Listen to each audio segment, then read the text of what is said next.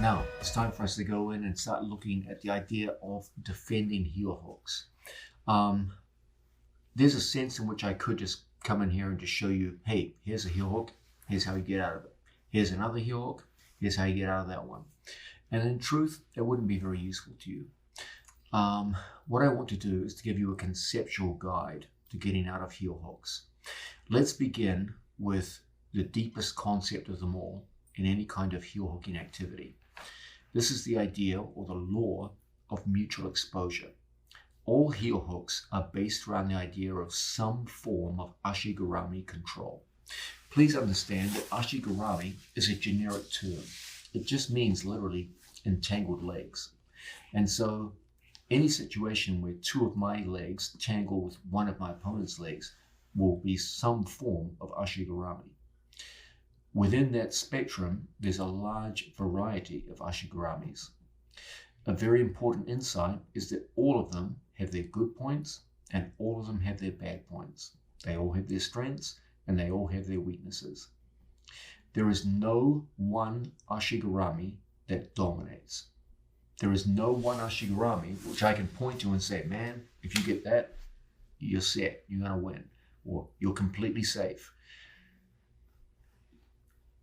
What will make you successful in the world of heel hooking is not any one or two ashigaramis. Rather, it is the totality of your skills based around quite a wide variety of ashigaramis and your ability to interact between all of those and use them as a team to overcome determined opposition. When you first start off leg locking against people who don't really know much about it, it's pretty damn easy. You just go in, you hit one version of ashigarami, follow it through, the guy doesn't know how to defend, and he taps. Usually they tap more or less out of fear and uncertainty, and you can tell yourself, hey, I'm pretty good at leg locking. Then you go up against someone who knows what they're doing, and you quickly find that one ashigarami of yours easily gets countered, and you find yourself being counterattacked for the first time. When you try to use your one ashigarami against them, they're firing back at you with 10, 12, 15 kinds of ashigarami.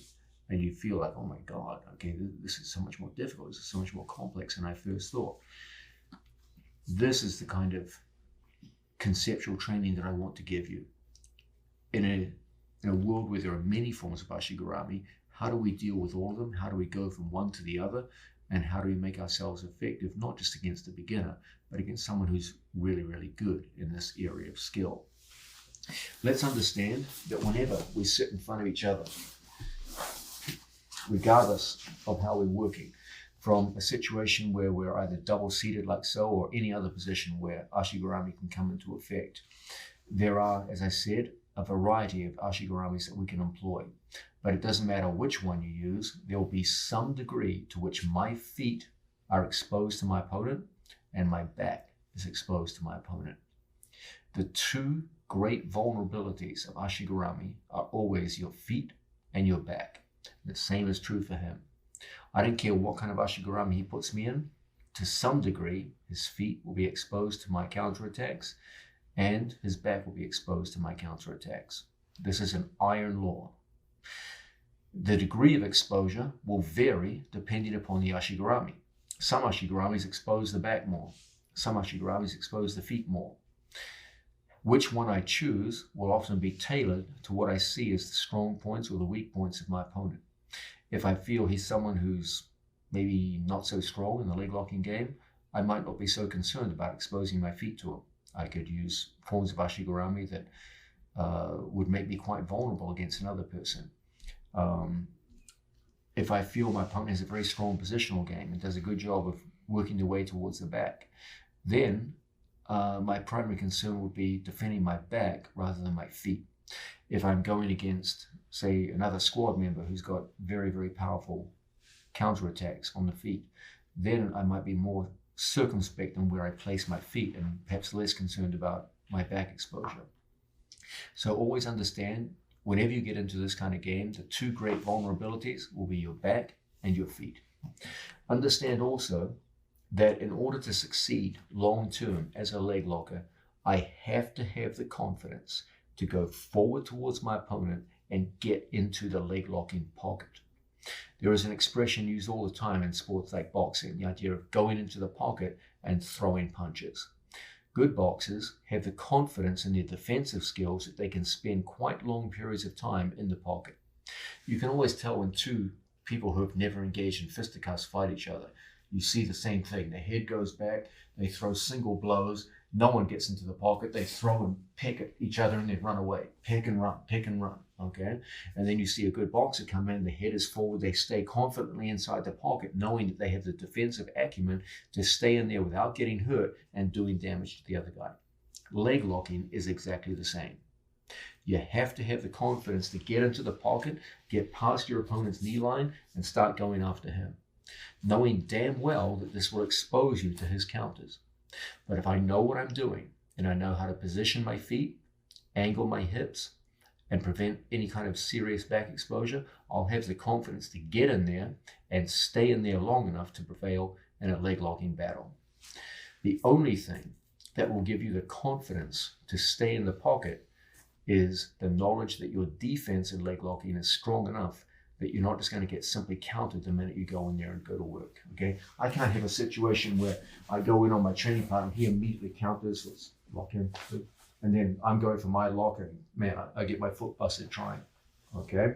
I can't have situations where I go in on my training partner, I turn through and expose my back to my opponent, and then from here, I'm like, oh my God, this is a disaster, okay? Things like that can rattle your confidence. And if your confidence gets rattled, you won't stay in the pocket. And if you won't stay in the pocket, you won't leg lock at a high level, okay? So you have to have this strong faith in your defense. At the start of our defense new wave videos, I said something very important, the idea that all your offensive confidence in jiu-jitsu comes from confidence in your defense. If you don't have any confidence in your defense, even if you have the ability to attack, psychologically you won't do it, you won't pull the trigger because you're gun shy, you're afraid to go in there. You know what we're supposed to do, but you don't have the confidence to go forward and engage. In the case of leg locking, this is even more true because the barrier between offense and defense is so much smaller. Turn around. In conventional attacking positions in jiu-jitsu, such as the back, there is a massive discrepancy between my ability to attack Placido in this position, his ability to attack me. His attacks from here are pretty damn feeble and they're very few in number. My attacks from here are extremely strong and vast in number. In the case of leg locking, that discrepancy between offense and defense breaks down radically. My offensive options from here are many, and so are his. The time it takes for me to get into offense is very short, and the same is true for him. And so the bridge or the gulf between offense and defense becomes very, very narrow in these leg locking pocket situations. Whereas in most conventional attacking positions in jiu-jitsu, there's quite a heavy distinction between the offensive guy and the defensive guy. Here, a simple change in foot position, and now it's a radically different position, okay? I can attack him very readily from here. He would have to move to attack me. Then he pommels in, and then suddenly it's an offensive position for him, okay? Just one simple movement. In this sense, you have to get used to the idea that the bridge between offense and defense, or the gulf, between offense and defense radically narrows in the case of leg locking compared with the rest of jiu-jitsu. That means early on, there's going to be some testing of your confidence as you go in and get into these attacking positions. The only way to get around this and to gain the confidence to stay in the pocket long enough to do damage to people is to have a well worked out sense of defense and leg locks. I always say to my students, the basis of confidence in offense is your defense. Nowhere is that more important and more obvious than in the case of leg locking skill.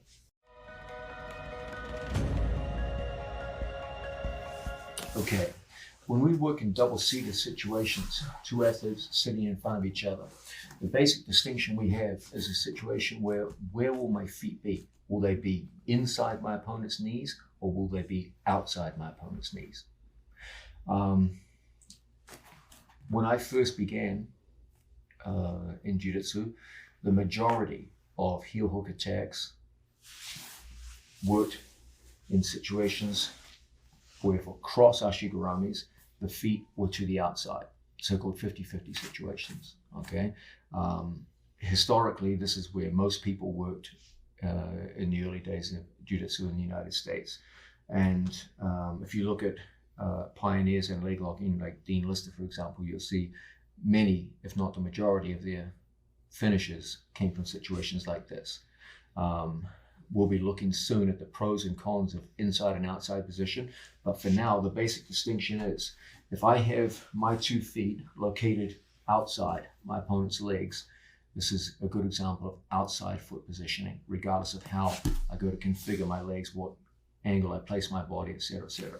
This stands in contrast to inside positioning, where my 2 feet are between my training partner's knees. In situations like this, these have become extremely popular in recent years, largely due to the exploits of my students who often excel in positions like this. There was some kind of a mischaracterization because most of the more well-known victories of my students were scored in inside position. People mistakenly believed that this was the only kind of foot position that they favored. In fact, any kind of cursory analysis shows that around 30% of their victories came from outside foot position or from mixed strategies where they had a foot outside and a foot inside. Okay, and this actually turns out to be one of the most popular finishing positions among my students. They love this. You'll often see people like Gordon Ryan, Gary Tonin, and recently Craig Jones making use of a compromised position like so, where you have 1 foot to the outside, 1 foot to the inside, and getting great results from there. But the basic dichotomy is between feet to the outside and feet to the inside. It's natural for you to ask yourself a simple question: is one better than the other? Well, I'm sure you can already guess the answer based on what I said in the previous section. You are going to find that each has its good points and each has its bad points. And true mastery of heel hooking will come down to your ability to switch effortlessly between the two. You're going to find that, like any other Ashigurami, they suffer from the 2 primary faults of every Ashigurami. To some degree, they will expose your feet to the opponent, and to some degree, they will expose your back to the opponent. Some more, some less. And your goal is to swim between the various forms of Ashigurami to either minimize back exposure or minimize foot exposure, depending upon what is unfolding in front of you. I will say this, in terms of just sheer breaking power between the two, there's not much to choose. I've seen terrible breaks used from both outside position and inside position. I don't believe there's ever been any kind of study done on what can actually be done in terms of how much breaking power can be applied from each. But I will say, in my experience, there's very little to pick between the two in terms of just raw breaking power. Maybe some versions of Inside Senkaku maybe have slightly more, but it wouldn't matter.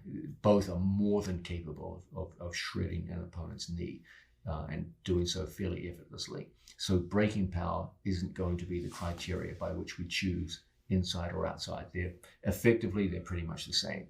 What will be the criteria is to what degree am I worried about exposing my feet, and to what degree am I worried about exposing my back, and what is the skill set of my opponent. And this will be the criteria as to whether we choose inside or outside. Your job is to be damn good at both and to be able to swim effortlessly between the two, depending upon what you see unfolding in front of you.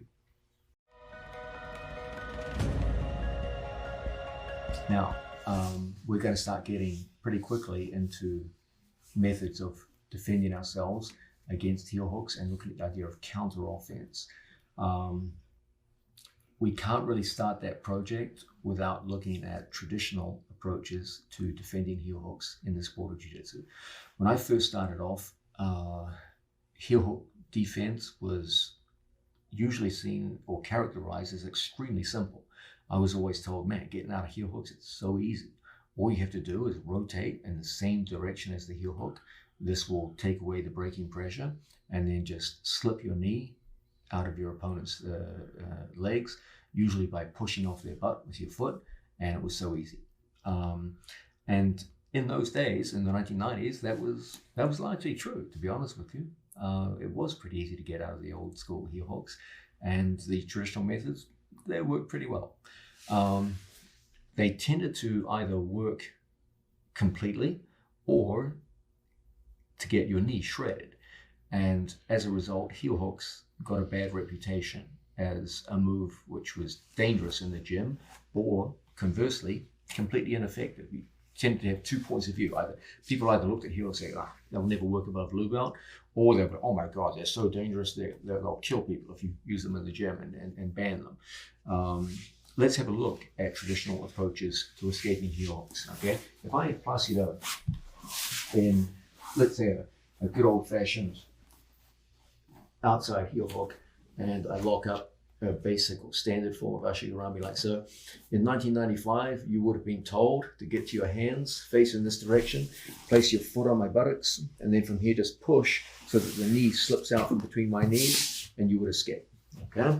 And this would have been taught as a good, solid method of getting out of a basic heel hook. Conversely, if you were showing a cross Ashigarami situation, in those days it was usually done from 50-50, you would probably be taught something like this. You would rotate in the direction of force, then from here you would just sprint out the doors. Sometimes you would supplement this with putting your foot on, say, the hamstring, for example, and then just pushing out, boom, and away you go, okay?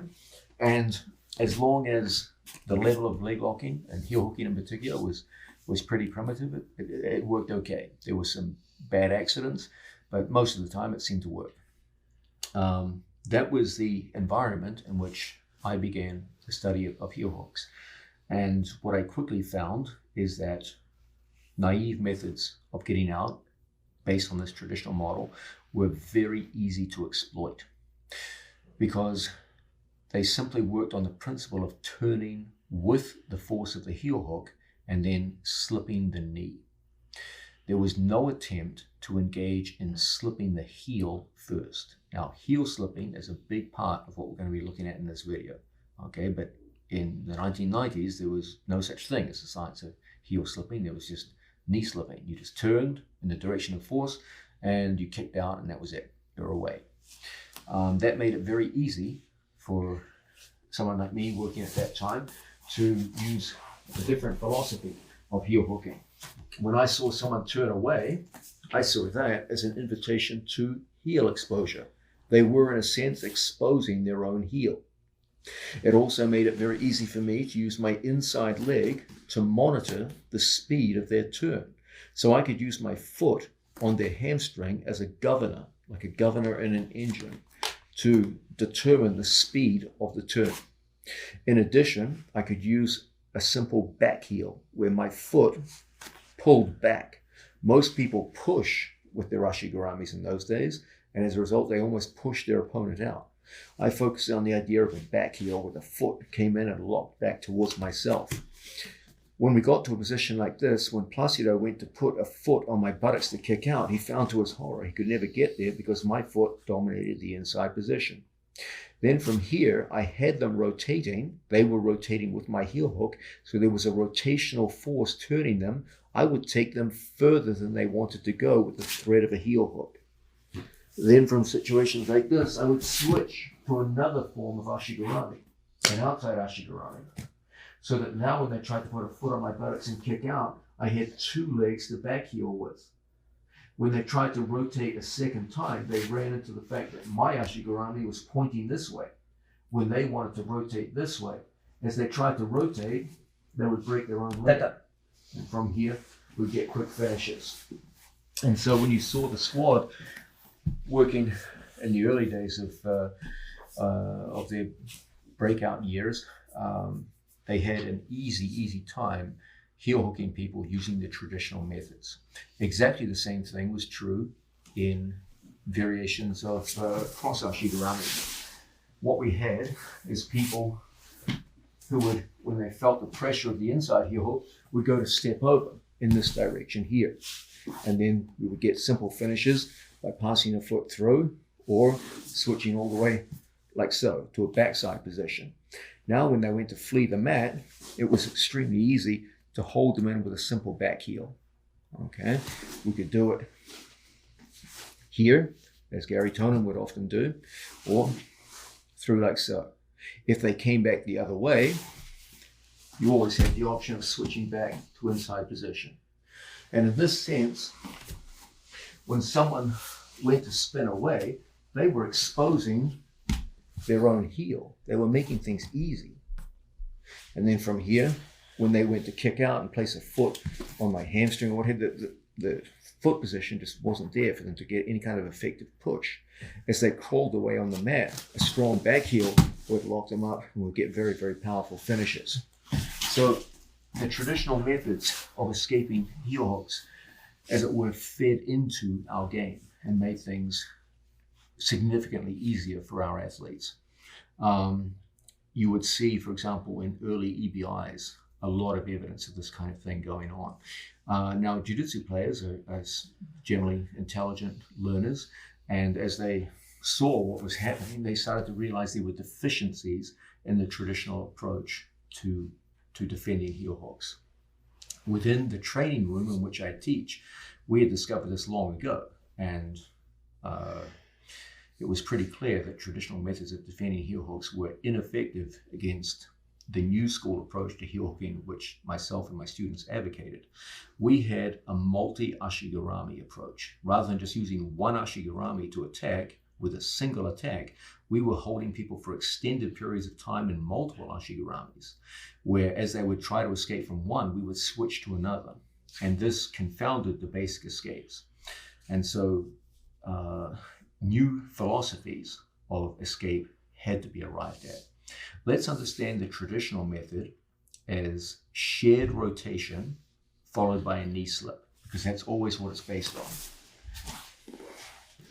Traditionally, Placido would have been told to rotate with the force of the heel hook. Okay, this has the tragic effect of exposing his heel even more to my heel hooking. Okay, then he's supposed to put a blocking foot to prevent me coming forward and following him and slipping his knee through my knee line. Okay, so that would be the traditional approach. And this can be fairly easily stopped by controlling the leg with my inside leg so that he can't get any kind of meaningful contact with his foot to block my movement. And then I can simply rotate through. As I go belly down, I just switch off. We do another form of Ashigarami, and from here, we've got very, very strong breaks. So something had to be done, okay? The old traditional method more or less exposed the heel to attack. If anything, it made things worse. And it gave an ineffective method of knee slipping. It put you in a situation where you exposed your own heel, and then as I go into other forms of Ashigarami, you can't slip your knee out, and you find yourself trapped in a situation where your leg's getting broken. You've got 1 or 2 seconds to do something, and then you've got to tap. So what do we need to do? We need to start to give you a new philosophy of escaping the heel hook and the Ashigarami that holds you in place, one which doesn't expose your heel, and one which doesn't lead to the disastrous consequences that traditional approaches did. That's exactly what we'll be outlining in the next part of this video.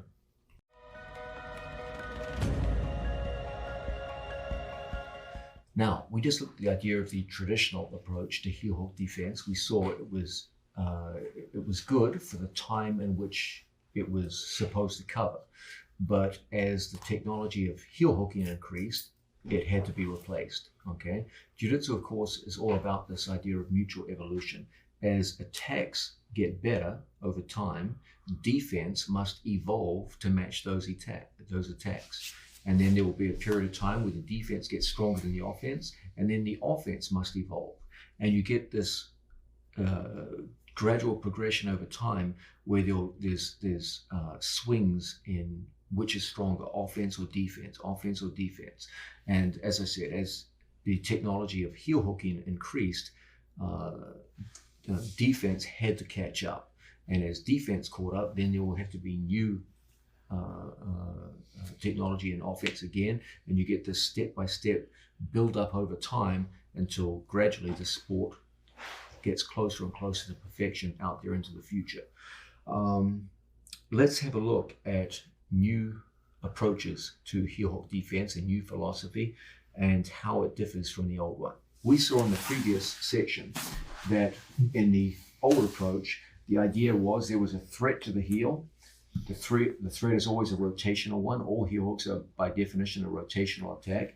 And the thinking was, well, if I rotate in the same direction as the force, that relieves pressure, right? I mean, think about it. If he has a heel hook on me and I rotate to my left, I'm going to break my own knee. That makes intuitive sense, surely. So the logic was, well, then I should rotate with the force to relieve pressure. So it's not a stupid response. It's a well thought out response. It makes sense. As he goes to turn, I go to turn with him, and from here I'm supposed to expose an area where I can start slipping my knee out, and that's where things get problematic. It's true that I did temporarily relieve pressure, but it came at a terrible price of heel exposure. He still has access to my heel. He's using my entire foot as a lever. And now I find myself in a situation where it's pretty damn difficult for me to push off his body. Okay, I don't have much to push with. Now, if I just try to drag him along the mat, he backheels strongly with his Ashigarami. It's unlikely that I'm going to be able to just slip out of here. Okay, and in situations like this, time is critical. I don't have long to work here. And now, Placido can easily apply pressure to my ankle and break me at the knee and ankle. Okay, so that was the old school. What's the new school?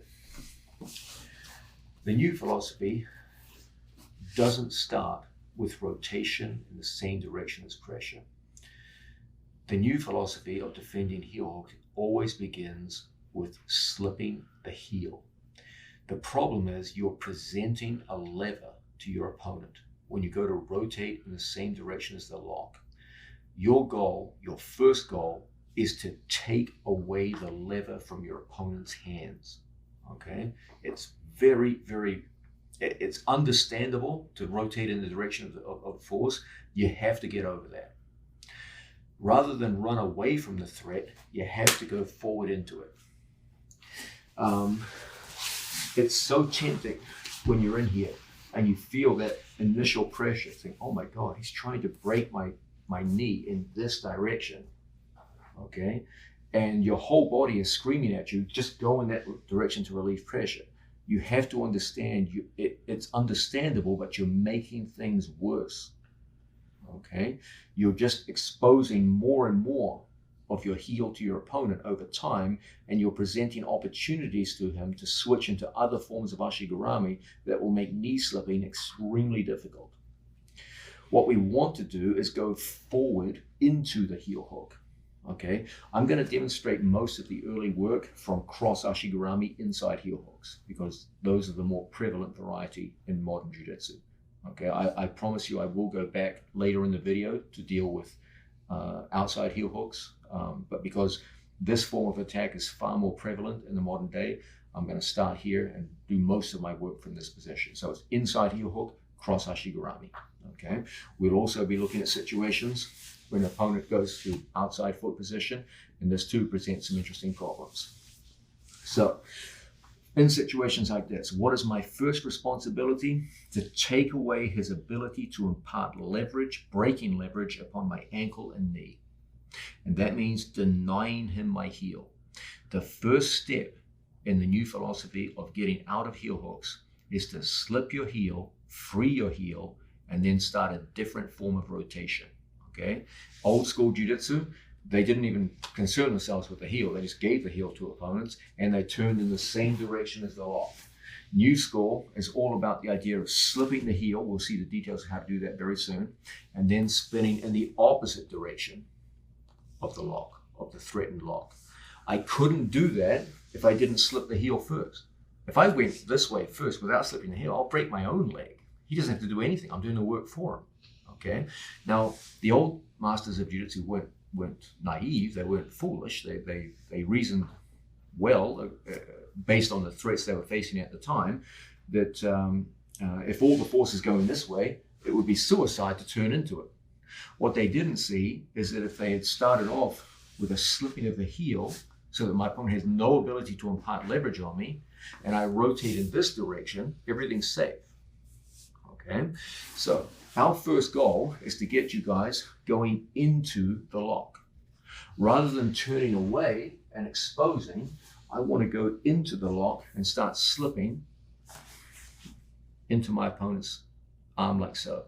Now, heel slipping is an art in itself, and I'm going to be spending a lot of time in the subsequent chapter looking exactly at that art. But you've got to start somewhere, okay? So step number 1 is slip the heel. Now, step number 2, we're going to rotate. That doesn't change, but we're not going to rotate away from the lock, because if I rotate away from the lock, all I do is re-expose my heel for possibly to break me a second time, okay? So step number 1 is slip the heel. Step number 2 is to begin rotating in what would be into the lock, okay? Thankfully, he doesn't have my heel anymore, so it's physically safe for me to do this. I want to turn in a direction where it's difficult for him to re-expose my heel, okay? So it makes no sense to slip a heel and then just expose it a second time. Rather, what we want is to slip and hide the heel. The best places for me to hide the heel are exactly where he doesn't want it. He wants it up by his armpit. That's where he wants it, okay? I want it down here, okay? As he goes in and starts digging for the heel, it's a difficult thing for him to work with. Now, we're in a relatively safe position, okay? Now, we start making an assessment. Do I need to roll? Sometimes I do, sometimes I don't. That will depend upon the quality of his ashigarami, okay? I will be showing you a variety of defensive positions here. Every so often, you're going to feel a need to roll. It's usually because he's doing a good job of digging, and you may have to roll through a second time so you can come back and work again, okay? A lot of times, however, you will not need to roll. And in these situations, we go into the third step. Once we've slipped the heel, and once we've started a rotation in the correct direction into the lock instead of away from it, then we start to look to slip the knee. Okay, so step number 1 is slip the heel. Step number 2 is to generate rotational movement so that we can continue to hide our heel from our opponent. And step number 3 is to free my knee from his knee line. Okay, the knee line is a line between Placido's 2 knees. My knee has to slip outside that line in some kind of linear fashion. Now, we're going to be looking at a bunch of ways to do this safely, okay? The simple one right from the start is to put a foot on my training partner's exposed hamstring. Another simple one is to thumb post on my training partner's hamstring like so. As he tries to control my movement here, we're in a position where I can start to slip my knee. When you can see my knee, I have now successfully slipped my knee from his knee line. Okay, an odd thing about people in jiu-jitsu these days, I always seem to confuse knee and knee line. You hear people say, I need to free my knee line. No, I don't free my knee line. I free my knee from his knee line, okay? Now, from here, once I get the freedom to slip out, there is no danger. The second my knee passes his knee line, there is no danger. I could give him my heel now. It would mean nothing. He can't do anything with it, okay? And we want to start coming out. The second we come out, now we're starting to think in terms of counter offense. Now I want to come back hard at him. This guy tried to break my fucking leg. Okay, now I want to come back and do the same to him. So once again, we start off in a situation like so. I will never turn away from an opponent and expose my heel to him. Our first thing is don't expose the heel. Don't give him a lever. Don't let him turn my leg into a lever to break me. If he gets me, step number one, free your heel. Heel slip. If he doesn't have my heel, there's no heel hook. That's a point so important, I'm going to say it again.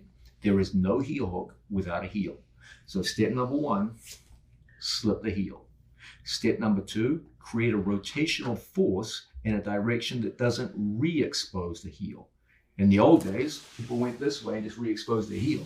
Made it easy. We want to rotate the other way. I am now hiding my heel from him. If Placido went to dig for that heel, he's got some work to do. From here, I'm looking to go into step number three, which is to slip my knee from his knee line. I want some kind of blocking force. Sometimes it's my foot. Sometimes it's my thumb. I say my thumb, it's the whole hand, but I don't go no thumb, my hand will slip off. So we thumb post inside, just like so. And from here, we start coming out. Sometimes this must be augmented by rolling. Don't worry, I'll cover that soon. From situations like this, once my knee is free, there is no heel hook. Placido, I could give Placido my heel now. It mean nothing. It's worthless. Okay? And then from here, now we start going back into the idea of counter offense. And yes, we'll be spending a lot of time on that. Okay? So what have we got here? We've got a new philosophy of heel hook defense. And it's based in a sequence. That sequence is first, slip your heel. Okay? Don't just try to turn away from people and re-expose your heel. Step number one is slip the heel. Step number two is to create some kind of rotation or movement that hides your heel and does not re-expose it to subsequent attacks. Okay? And step number three is knee slip. Take your knee and slip your knee outside his knee line. So this three-step procedure is the slip, hide, slip procedure. Heel slip, hide the heel, knee slip. Slip, hide, slip. Okay? Everything we do is based upon this three-step pattern. The pattern becomes more or less complex depending upon the competency and skill of my opponent. Sometimes it has to be augmented by rolling multiple times. Sometimes it requires me to use more sophisticated versions of blocking my opponent. Sometimes it requires me to make use of sophisticated defensive positions. Don't worry, I'll be explaining exactly what they are soon. But in the end of the day, they all come down to those three principles in a sequence. Slip the heel. Hide the heel. And then finally, slip your knee free from his knee line. Everything we do in this video is going to come down to that simple three-step new school approach to heel hook defense. We're advocating the slip, hide, slip trilogy to get out of heel hooks. That's a very simplified look at the game. But when you're going at world championship level, there has to be a lot of sophistication within that simple overall game plan. So the game plan overall is pretty simple, but all the little facets of the game plan get pretty damn complicated pretty damn quickly. So let's look at the first one first, the idea of slipping the heel. Let's look at some details behind a heel slip. I'm going to demonstrate it first from a cross Ashigarami, but don't worry, I'll also demonstrate it from straight Ashis as well. We're going to come closer to the camera so you can see some details here. Okay, first things first, let's understand what I need to do conceptually to make it harder for an opponent to break my leg. If I present a big heel to my opponent, I'm giving him a longer lever to work with. Okay, I'm giving him a better purchase on the lever of my foot. My foot turns into a lever the minute my opponent gets a heel hook on me. So what I want to do is I want to reduce the purchase that he has on my heel. And the way we do this is by pointing our toes like a ballerina. It's very important that we develop some kind of flexibility in our foot so that we can get a good arch going in our foot, like so. At the same time, I don't want my leg to be too bent. The more bent my leg, the more my opponent can exert braking leverage upon my foot. From Placido's perspective, the ideal situation is one where my leg is bent at roughly 90 degrees and my foot is 90 degrees to my shin. So this is the 90-90 rule. From his perspective, the ideal situation to break my leg like a matchstick is to have my leg bent at the knee at 90 degrees and my ankle bent at the shin at 90 degrees. So there's 90 degrees from shin to ankle, and there's 90 degrees from lower leg to upper leg. That's his ideal scenario. My ideal scenario, as I'm sure you've guessed, is the exact opposite of that. I want, to the greatest degree possible, my leg in a straight line and my foot in a straight line. Okay? What I want you guys to be able to do is when you look at your own leg, you should be able to see everything from upper leg and lower leg and toes in a dead straight line. Okay? If your flexibility is such that you're struggling to get your foot, that's going to work against you when you're defending world-class heel hooks. So everything from toes to hip should be able to present a straight line. Okay. Interestingly, I can do this on my normal leg, but I cannot do it on my crippled leg. I can't straighten my left leg. I never have. So this is a normal human leg. You should all be able to do this. Okay. Leg goes out in a straight line. The foot bends over like a ballerina, and this reduces the purchase that your training partner has on your heel. Okay. So here we are. Right now, we're in a worst case scenario where my leg is obeying the 90-90 rule, which is optimal for Placido and absolute worst case scenario for me. Now, as he locks up his hands, the tighter his lock, let's go wrist to wrist, the harder it becomes for me to start slipping the heel, because there's less and less space as his grip narrows, and all the way through to figure fours, it becomes less and less space for me to heel slip. We're going to demonstrate it with a palm-to-palm grip so you can see the action, but don't worry, soon we'll be going into more sophisticated grips.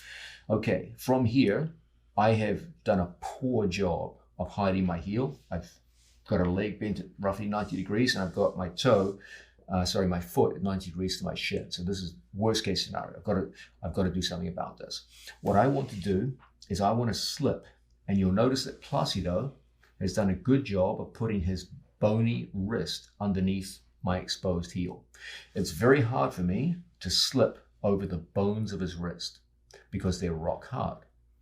What I want to do is I want to slip into the softest part of his arm.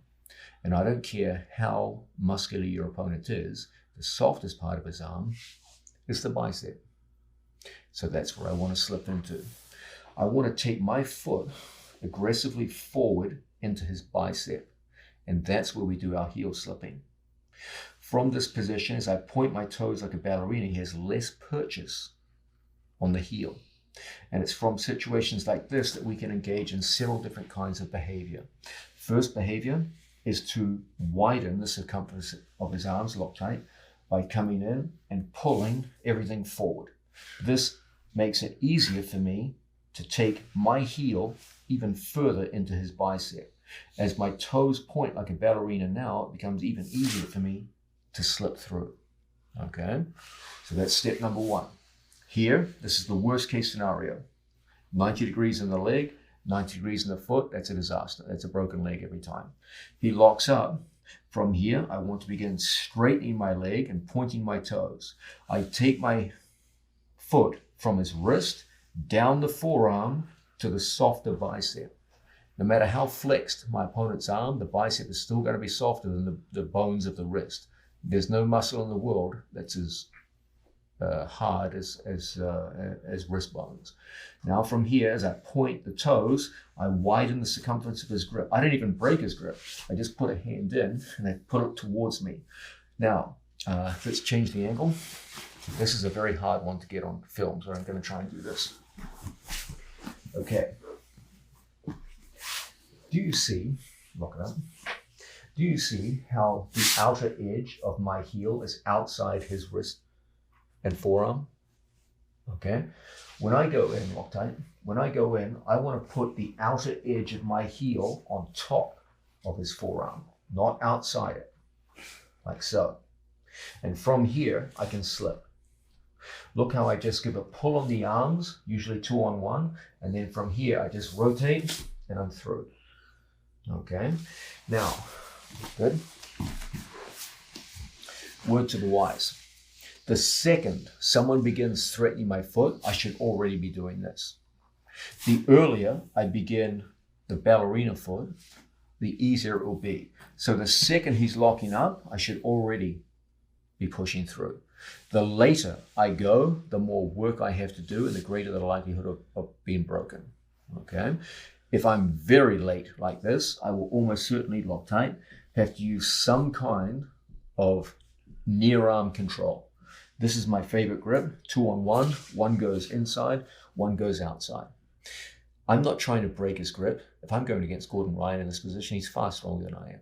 I would not be able to break Gordon's grip here, but I can loosen it, and that's all I need. I go to the bicep, turn through, and slip. Okay? However, realistically, guys, even as Placido is digging, I'm already doing this with my foot. So when he gets his purchase, it's a very poor purchase that he has. Okay? And now when he finally locks it up, it's pretty easy to slip on through.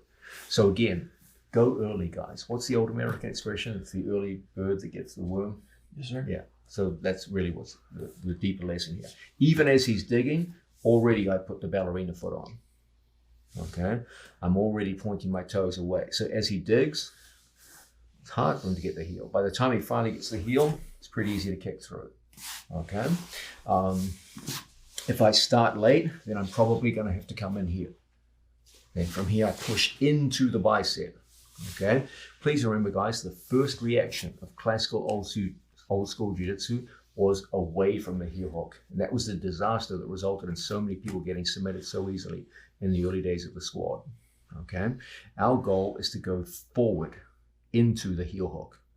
Okay? Forward into, not away.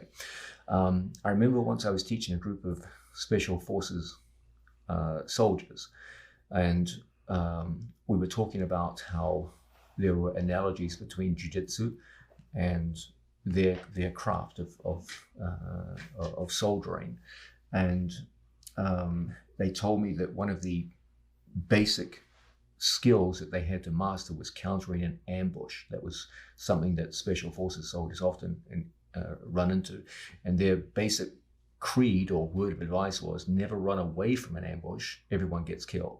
Always go forward into an ambush. And that's exactly what we do here. If someone goes in and I run away, getting killed. Okay?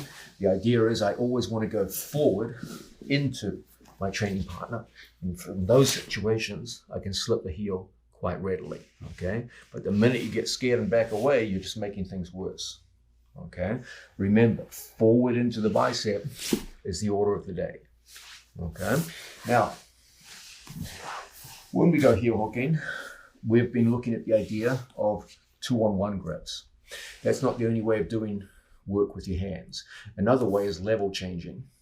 Sometimes you feel the guy's so freaking tight in here, and maybe he's heel hooked you a couple of times in the gym and you felt like, man, every time I grabbed here, it just kind of slowed me down. It didn't really help much at all.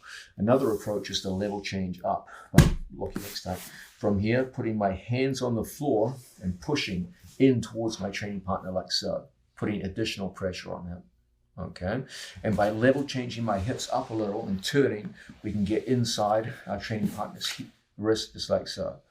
Me personally, I'm a big fan of this grip because it enables me to push aggressively into the bicep. Okay, but some people do great work from here by level changing up and pushing in just like so and slipping. Okay, now misdirection or heel slipping. This one's scary, but sometimes you got to do what you got to do.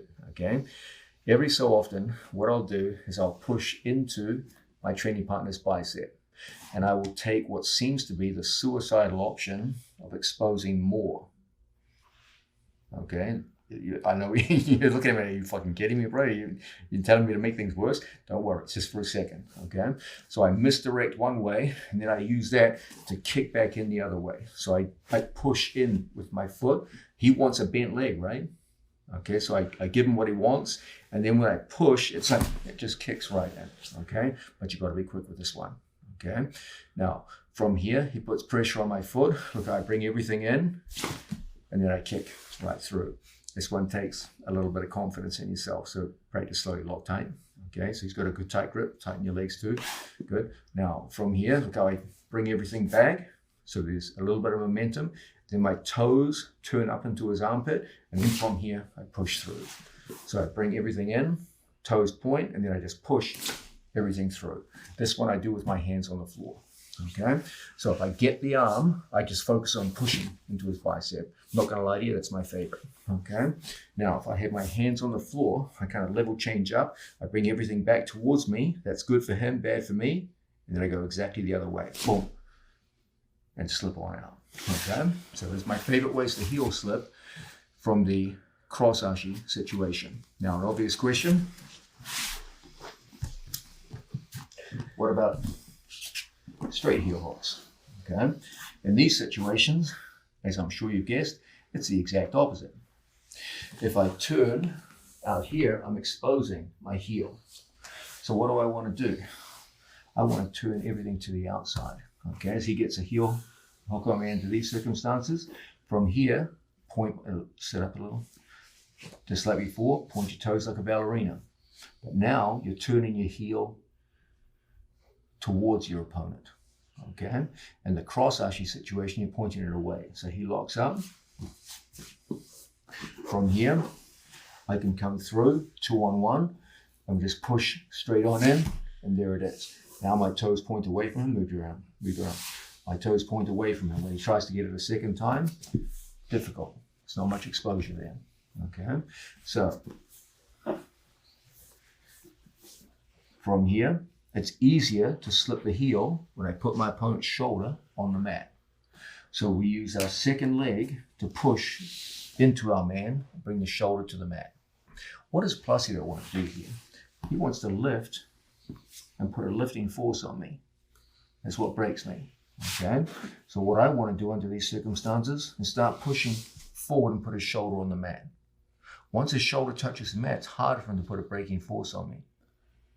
Okay, from here, we can start to separate the feet, and then we start pushing in on our training partner. Try to hold tight. Very, very hard for our opponent to stop once his shoulder touches the floor.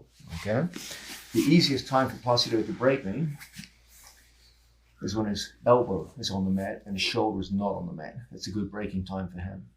Okay, so I use my second foot to push forward and start getting the shoulder to the floor. Okay, I use my hand here to start separating here.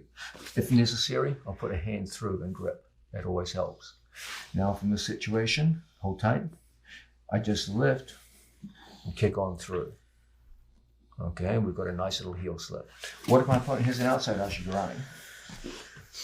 That does make it a little harder. I'm not going to lie to you, but it doesn't make it impossible. Okay, as always, we are always trying to drive the shoulder forward. You go into the heel, not away from it. You go away from it, make it a lot worse. Okay.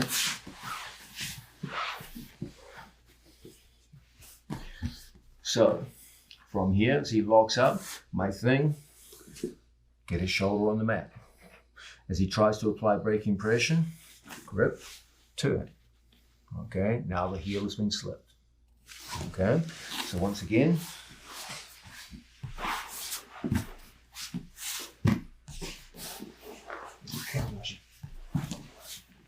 from here, he goes in. The whole thing is go as early as possible. Don't delay. Go into your opponent. If you can get here, that's going to help. If you can't get hands in effectively, then you may have to misdirect by going forward and then thrusting into the bicep and slipping through. Okay?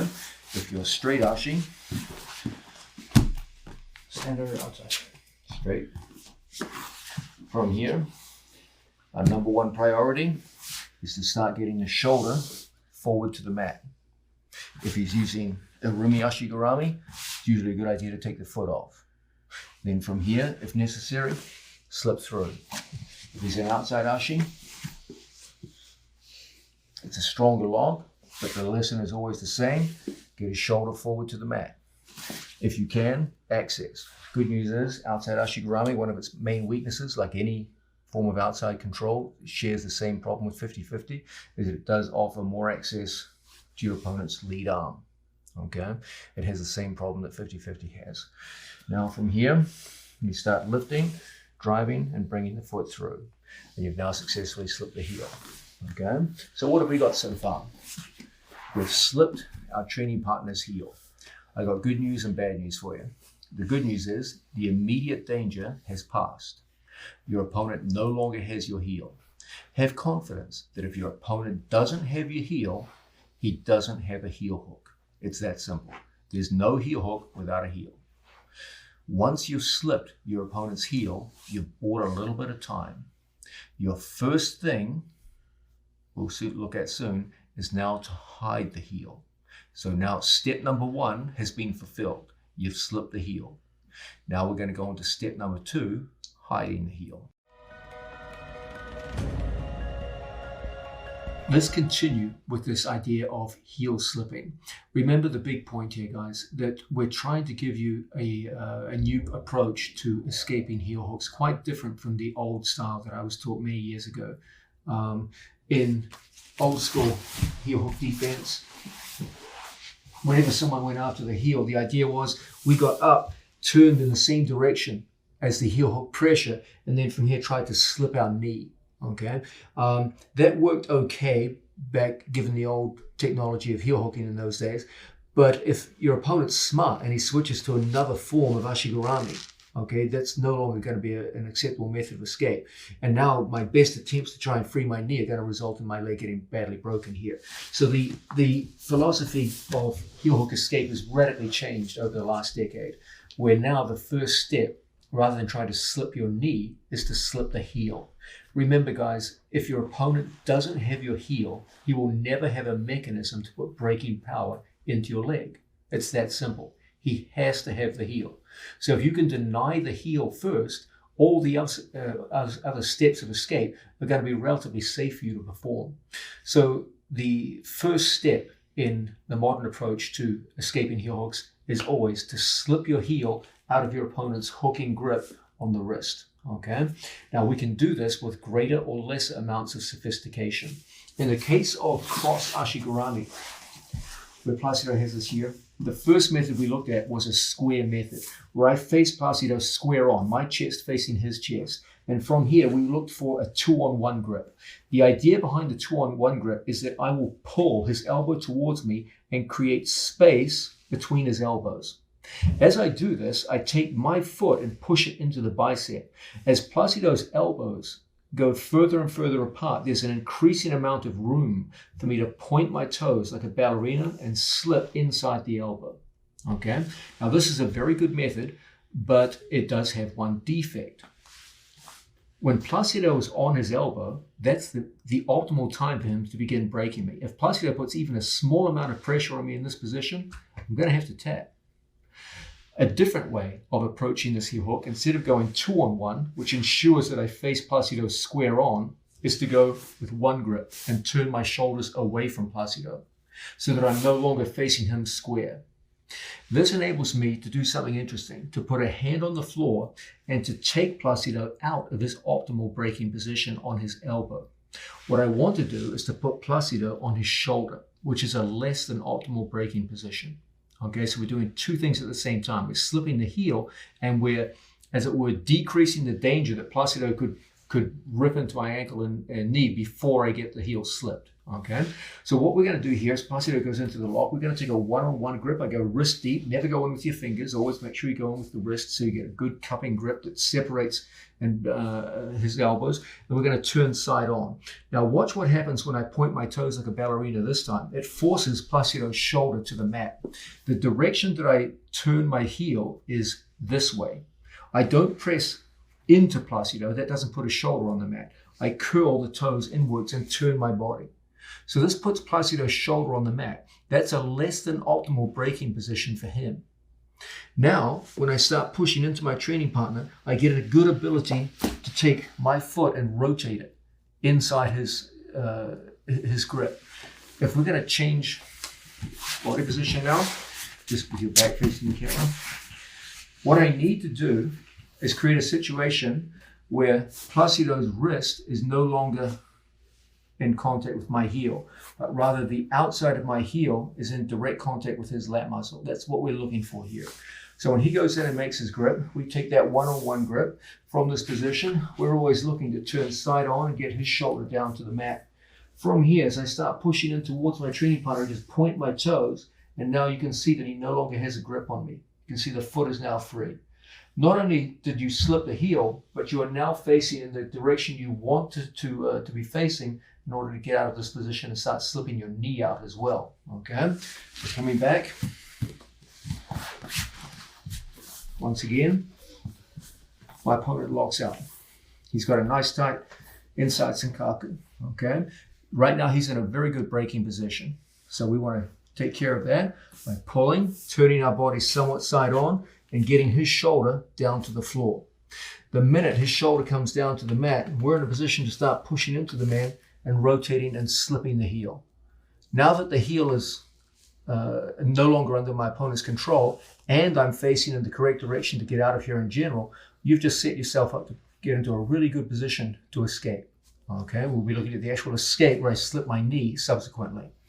Now, guys, I know when you see things like this, it's not the most exciting thing to look at. And you're thinking, my God, has martial arts really come to this?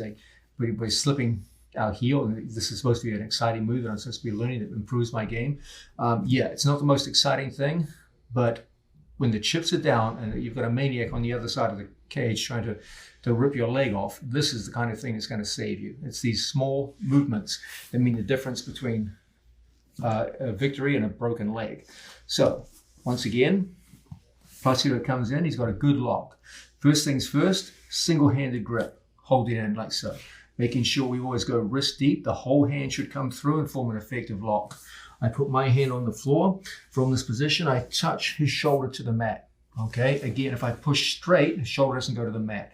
I have to curl the foot inwards and rotate my body. As I push up on my training partner, I just turn my shoelaces down. Placido, if you sit up, buddy. No, this way. This way. You will see my shoelaces go down to the floor. That's my intention. If your shoelaces aren't in contact with the floor, it's going to be very hard for you to do this. So I rotate the shoelaces down. Now, let's see it one more time so you can see the shoelace detail. My opponent comes in, I get the grip. I turn my body side on and I fight his shoulder down towards the mat. As I pull on my training partner's arm, I turn my shoelaces down to the floor. Okay, and as a result, you've got a fine heel slip, and in addition, you're pointing in the direction you're going to want to go for the subsequent escapes that will actually get you out of the position completely that we'll be looking at shortly. Now, we looked at the idea of slipping the heel. That's the first step. Now you've got to go into the second step. There's nothing more difficult to watch as an observer of jiu-jitsu than to watch an athlete do a good job of slipping the heel and then unnecessarily re-expose their heel and get submitted by a heel hook that they had already gotten their way out of. Let's look now at how to make sure that doesn't happen to you. Okay, cross-ashi situation. We've successfully slipped the heel and we're out here like so.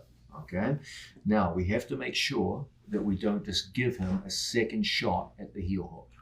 Now, from Placido's perspective, what do you think he wants to do? He wants to get back to the heel. He lost the heel. He's probably a little frustrated because he got a good attacking position and he wants to get back there. Okay, so what we're going to do is we're going to turn our knee to point away from our opponent. Okay, see his belly button? I want my knee pointing away from his belly button. Okay, I want my toes pointing away from his armpit. So I want my toes pointing away from his armpit, and I want my knee pointing away from his belly button. If I can do those two things, he goes back for a heel hook. It's going to be hard work for him to get back to my heel. You will notice that my knee is further away from Placido than my foot. Okay, the knee is further away from my opponent than the foot. If my knee is closer to my opponent than the foot, I'm giving him heel exposure. So the great rule of the knee and the foot and the knee and the toes. I always want my knee further away from my opponent than my foot.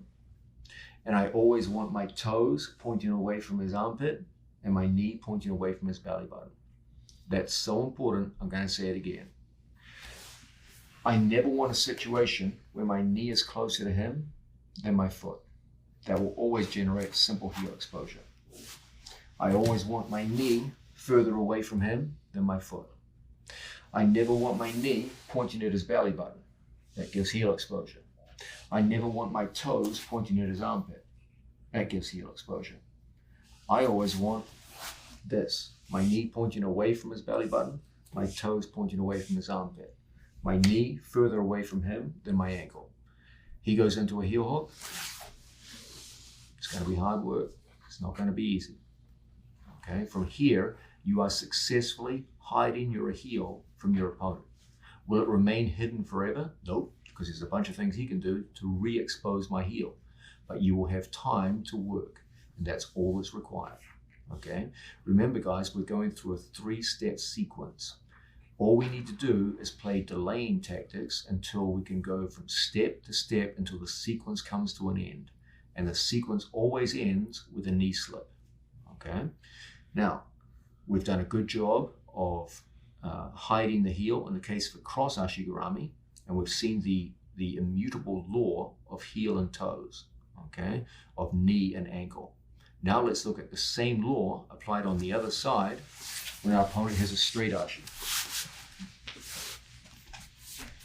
Okay, once we've slipped the heel on a straight ashi, again, I never want my toes pointing at his armpit. My toes pointing at his armpit, heel exposure. I never want my knee pointing at his belly button. My knee points at his belly button, heel exposure. Okay, but there's one big change. In the previous one, we looked at the idea that I want my knee further away from my opponent than my ankle. We see similar things here. I want my knee further away from Placido than my ankle, so that when he goes into his heel hook action, it's almost impossible for him to re-expose our heel. Okay, so let's have a look at this again. If my knee points at his belly button, I'm giving him the heel. If my toes point at his armpit, I'm giving him the heel. I want the exact opposite. And I want my knee further out from Placido than my foot. If my knee is closer to Placido than my ankle, it's so easy for him to expose my heel. So I want the exact opposite. Okay, now when he goes after my heel, it's going to be very, very hard for him to re-expose it. Okay, so looking at this now in summary. Cross ashigarami. If my toes point at Placido's armpit, I'm done. If my knee points at his belly button, I'm done. If, on the other hand, my knee is further away from him than my ankle, and my toes point away from the armpit, the knee points away from the belly button, it's really hard for him to get in and re-expose my heel. The same is true in straight ashi. My toes point at his armpit, I'm history. My knee points at his belly button, he can get to my heel anytime he feels like it. But when my knee is further away from him than my ankle, and my foot drifts down towards the hip, it's very hard for him to get back in and apply his heel hook. Okay, he tries to go for the heel. It's going to be really difficult now. And the more he digs for it, you're going to see the more exposure and the more counterattacks I can get in on him. Okay, one last word to the wise with hiding the heel. He's at his happiest the closer my heel is to his armpit. When he goes here, it's pretty easy for him to get in and re-expose me. I'm at my happiest when the foot is down here by the hip. The further my foot from his armpit, the higher it is for him to heel hook me. If he digs for a heel hook now, it's pretty difficult. Okay, so I'm always keeping my foot down here until the time is right to rotate. Okay, so there we have the immutable laws that enable us to hide our heel. Remember guys, we have our 3-step pattern that we always work with. First, slip the heel. Then, step number 2, hide the heel. We've done both of those now, and now it's time we go on to our third big step, slip the knee line.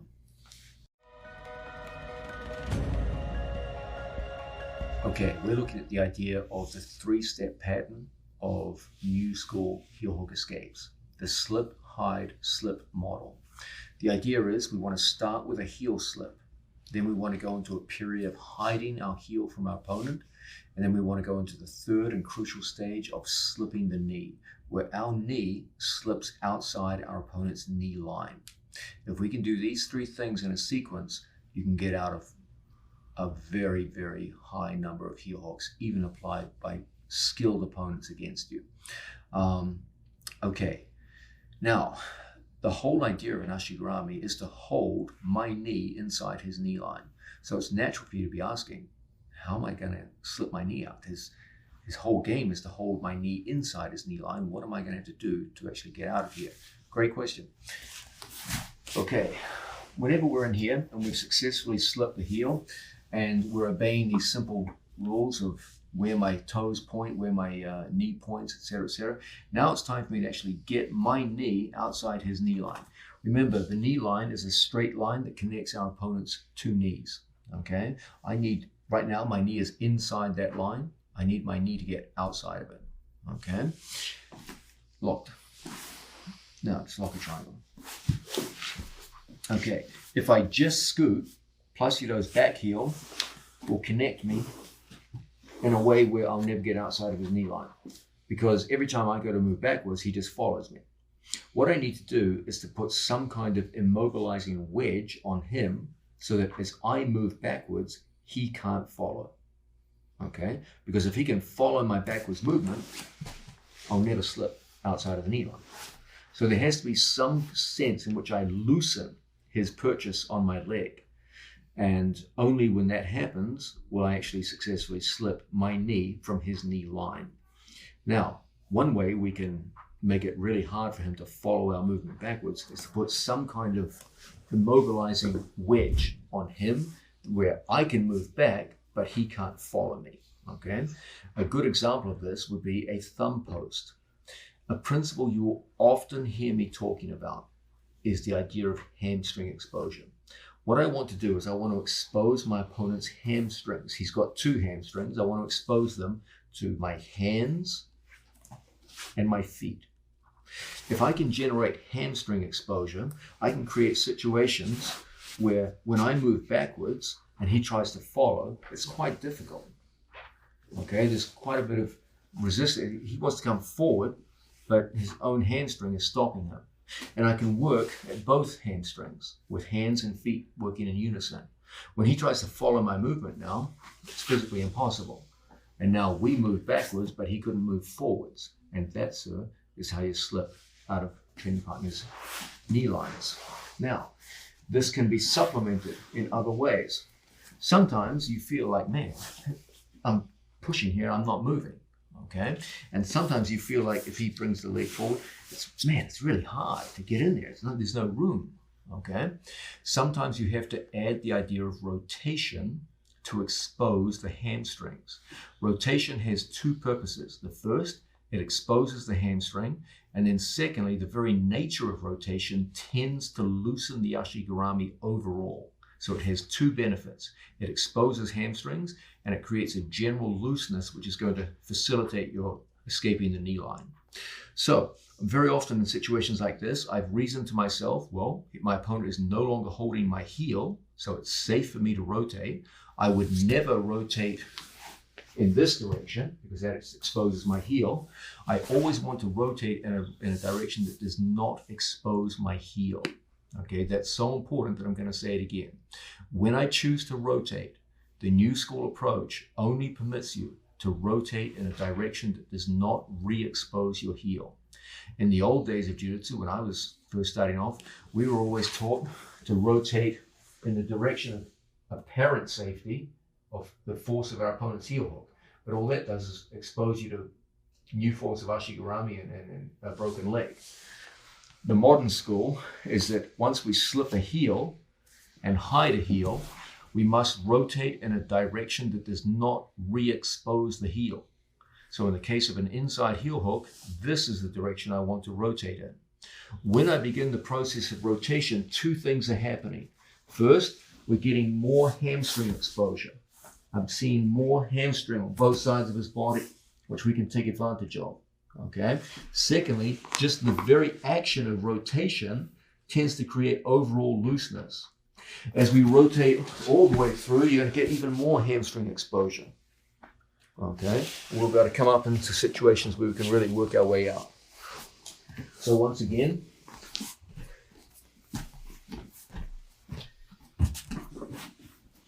having initially slipped the heel and turned in a direction which hides my heel.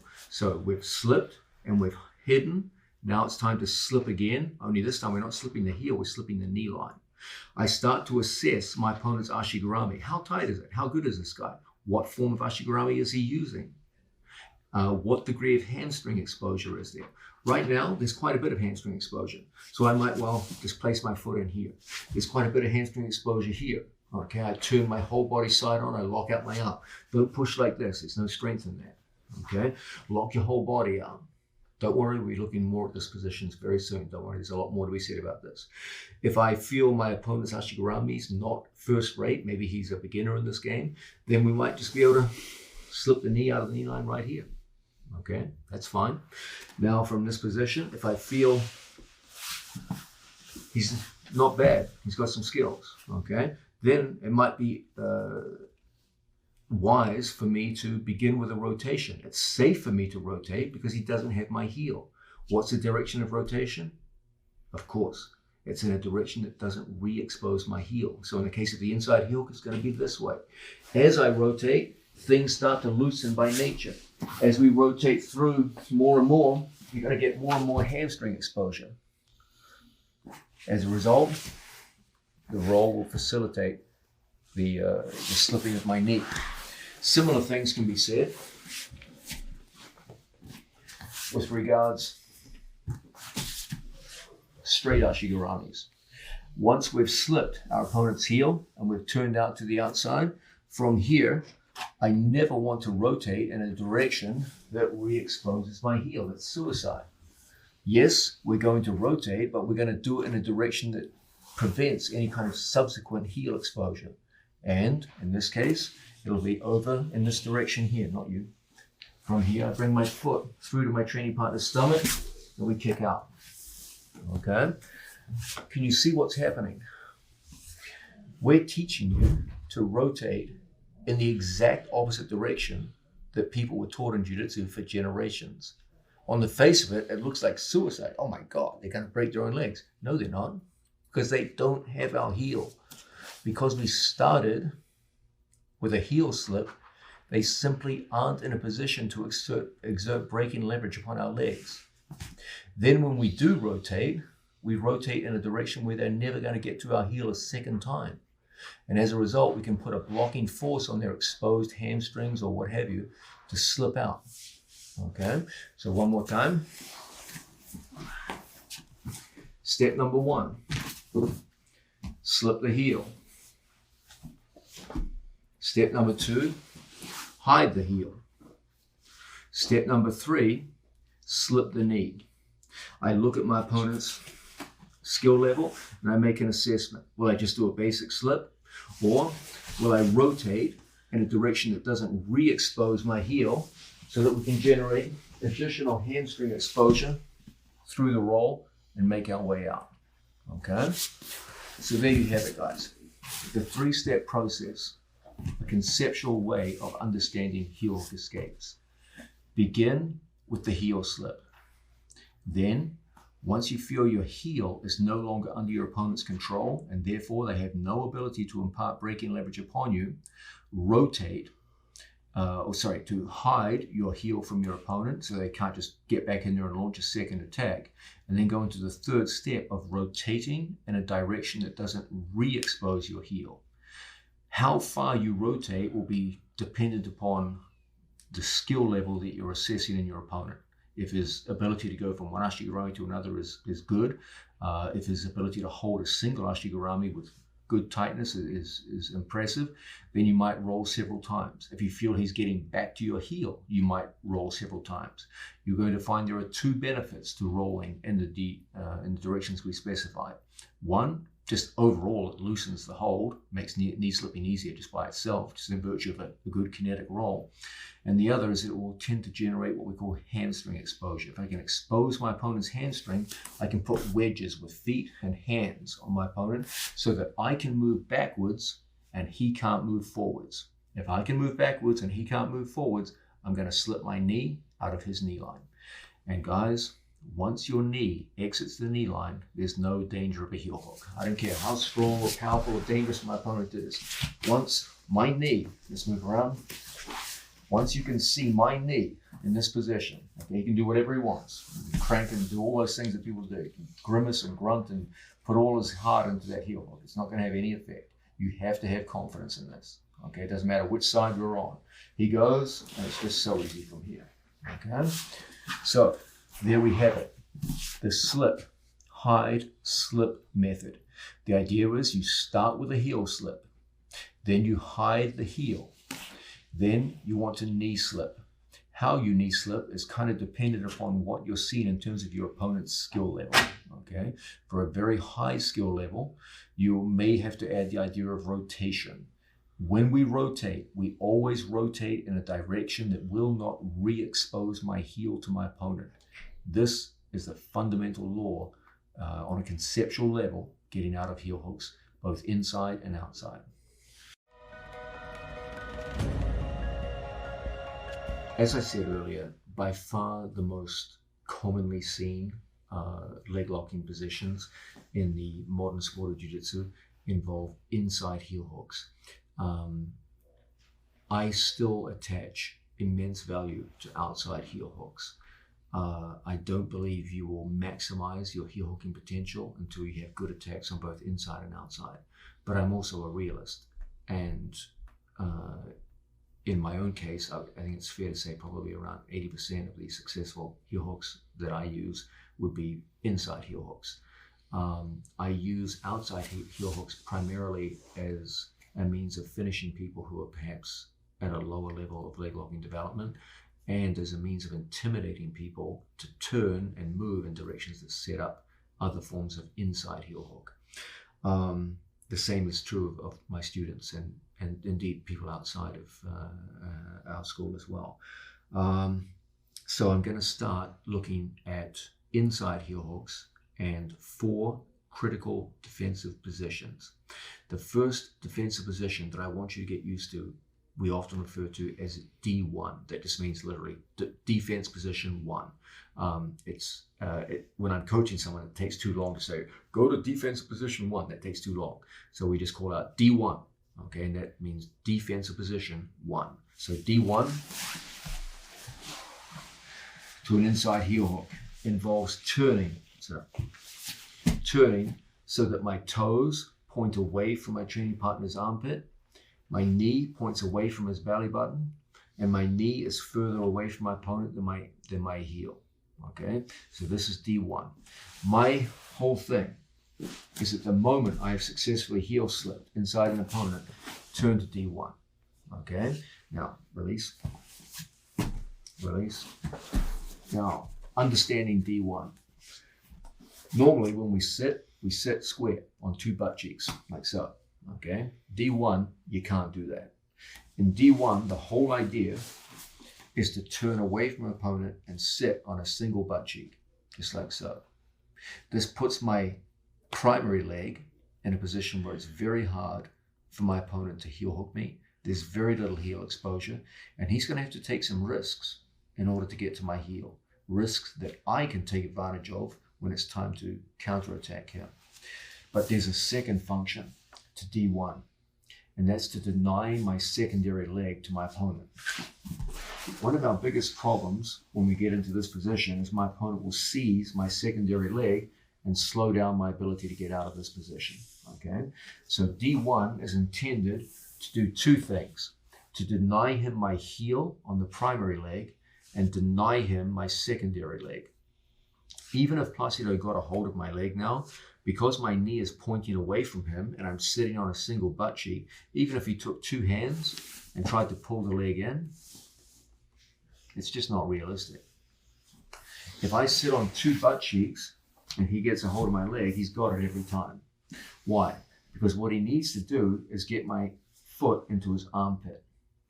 When I take D1, the most he can do is get hands to my leg, but he can never get his armpit to it. When he tries to get his armpit to the leg, go, you can take it. I have to turn you. Yeah, there's no way to do it. He needs me on two butt cheeks, and then he can go to the leg. Now he's got it. Okay, he can pull it in, lace my legs, and now it's going to be a pain in the butt. Okay, there's things I can do to get out of this, but it's definitely going to slow things down. And now I'm held for long periods of time in a situation where he can constantly attack me. Okay, so D1 is designed to do two things. First, deny him the heel, take away the immediate danger. And secondly, prevent him from getting into a situation where he controls both of my legs. I'm sure you guys remember one of the key themes of our approach to leg locking is the idea of double trouble. This is a broad principle which states that if my opponent controls both of my legs, escapes to heel hooks and leg locks in general become significantly more difficult than if he only controls one of my legs. Okay, so D1 is designed to take me from a square sitting position where I'm very vulnerable to heel hooks and lace legs, where my opponent uses double trouble against me. A lace leg is where he laces my ankles like so, and there's all kinds of things he can do to control me in this position. Okay, I never want both of my legs being controlled like this. This is just never a good thing. Even if he doesn't finish me, it's just a pain in the ass, and you can be held there for minutes at a time where you look like you're 100% defensive and the other guy looks like he's 100% offensive. And that doesn't go well when it's time to get an assessment as to who won the match if it goes to the distance. So from situations where he starts going after my heel, that's my first reaction, D1. Okay. Once we get into D1, you can be very confident that it's going to be hard work for him to get to your heel. And it's going to be even harder work for him to start using the principle of double trouble against you. Okay. And so this is our first defensive position, and your first responsibility as a student to be able to turn a very dangerous square situation where things can go very wrong very quickly into D1, where I split my legs and I point my knees away from my opponent. I'm sitting on one butt cheek, and I've created a situation where my heel is very safe, my secondary leg can't be taken advantage of, and I'm in a position now where I'm already starting to think about some counter offense. Guys, these defensive positions that we're looking at, the first was D1. Now we're going to go on to D2. They work as a progression, okay? How far I go into the progression will depend on how good the other guy is. Sometimes D1 is more than enough. Don't worry. I'll show you how to manipulate D1 very soon.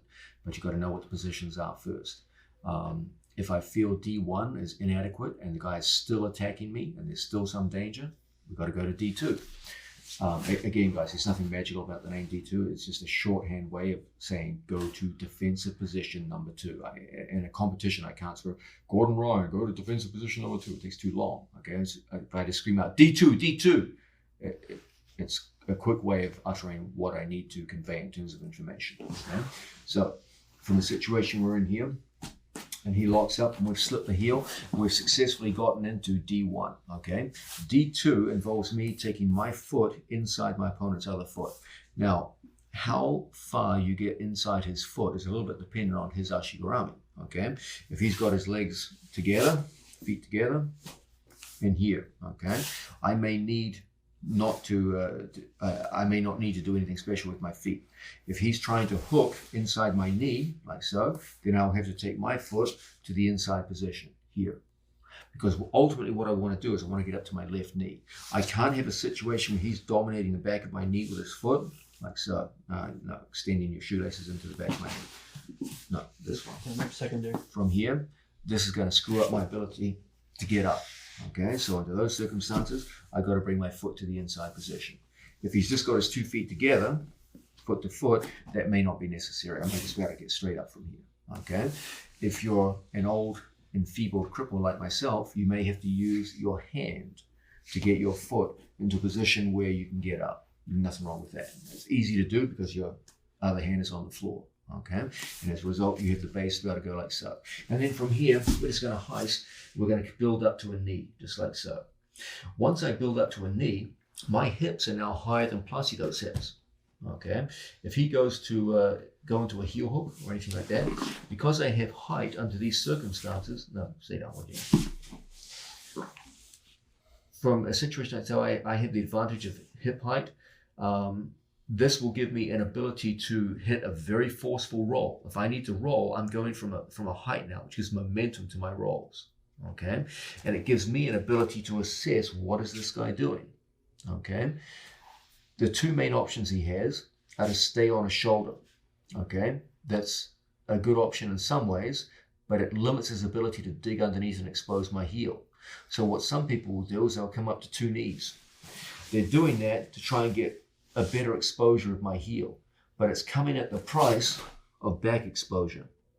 Okay, so as he's digging for my heel, I'm getting access to his hips and back. It's going to be very interesting that we'll look at pretty soon. Okay, now if he stays down on the hip, from situations like so, this also gives us stronger hamstring exposure. It also gives us an ability to post on the back of his hamstring and turn away from an opponent. Okay, and it will give us an ability to go into our next defensive position, D3. D3 lock involves the idea of coming up towards an opponent and then straightening out my leg. So as he digs for a heel, I take my knee off the floor and I start pushing back into my opponent. Heel hook. Not an Achilles lock, a heel hook. Now, from here, we're in a position where we're kind of four-pointed. And here, I can push back with my leg into my opponent, cause all kinds of problems. Now I can start misdirecting my knee. I can go into rolls. I can slip my knee through. You're going to need a tighter ashigarami than that, buddy. Now, from here, many good things for us to do. Okay, it also gives me an ability to progress forward into D4. What is D4? That's where we come up into a standing position. Now, D4 is interesting because standing position means I can start to use gravity against my opponent. When he's holding on here, he's fighting against gravity the whole time. You can use double thumb posts on either one knee or both, and you can start pushing his knee like so that your knee slips out of his knee line. Okay, so what have we got here? We've got a progression. We've got a progression from a very poor initial position here where I'm square and I'm completely exposed at heel and secondary leg. This is not good. So our thing here is to go D1. From D1, we take our position and we come up into D2 with our knee on the floor. Then, if necessary, we come up to D3, where we push back into an opponent with a straightened leg. Then from here, if necessary, we build up to our base and come up into D4, a standing position, which enables us to thumb post our opponent's knee and push his ashigarami down our leg and slip our knee free. Okay, so one more time, the progression. Solo. From a situation where we're here in front of our opponent, a squared stance is a nightmare because it presents both a heel and a secondary leg for our opponent to work with. Creates all kinds of problems. Okay, so D1 involves moving away from an opponent so he has no heel exposure to work with and he can't get to the secondary leg. D2 involves coming up to a knee so that my hips are higher than our opponent's hips. This will give us excellent ability to roll and to expose our opponent's back. D3 involves taking my knees off the floor so that I can push back into my opponent. If I can push back into an inside senkaku, I can greatly reduce heel exposure by getting my heel in positions so it's hard for him to get any kind of effective heel hook. If that should prove ineffective, I can rotate on my hands and face my opponent. As I face my opponent, I work with gravity against my opponent by double thumb posting either one leg or two and pushing my opponent's Ashigarami down my leg so that my knee slips out of his knee line. Okay, so putting all this together, Placido has my leg. He comes in, gets my heel. Step number one, slip the heel. Step number two, turn out into D1 so that Placido can't get back to my heel. I can chill here for long periods of time. I look at my opponent's skill level and I make assessments. Do I need to go beyond this? If maybe I can just escape right from here. Okay, maybe I can just put a foot inside and just knee slip right from here. If that's the case, congratulations, you're out and you're ready to counterattack. Now, if I assess that he's better at jiu-jitsu than that and I need to go beyond D1, I will go into D2. I'll take my foot up and take my hips up off the floor. Now, with my hips off the floor, I have an advantage in hip height, which will make it easier for me to go into rolling escapes and even to expose my opponent's back, depending upon what I see in front of me. Now, if my opponent starts working with inside Senkaku into a heel hook, I am going to go here and take my knees off the floor because inside Senkaku has a certain weakness associated with it, where from here I can push into my opponent, get my heel down towards the floor and cause problems for him. Don't worry, there's things he can do too. There's good moves he can do to get out of this. But this is an initial problem. If I feel even this is ineffective and my opponent is giving me a very hard time, then I can make the progression to D4. D4 is a standing position of my opponent, and from here we use thumb posts in conjunction with gravity. He needs my knee inside his knee line, but gravity is working against him here. I can't stay here forever because there's things he can do to spin inside my legs, there's things he can do to spin outside, there's a whole bunch of things he can do. But he's got a limited time frame to do it and he's working against gravity. So from here we double thumb post, hold tight. No matter how tight he is in this hold, as I straighten out my leg and I just shake and push, he loses the foot. And from here, we just high leg out and start again. Okay, so what we have here is a progression of D1, D2, D3, and D4. I'm not going to lie to you guys, 90% of what you use will be D1 and D2. You use D3 and D4 much less often. The most important ones for you to learn are D1 and D2. So once again, from here, D1, turn out.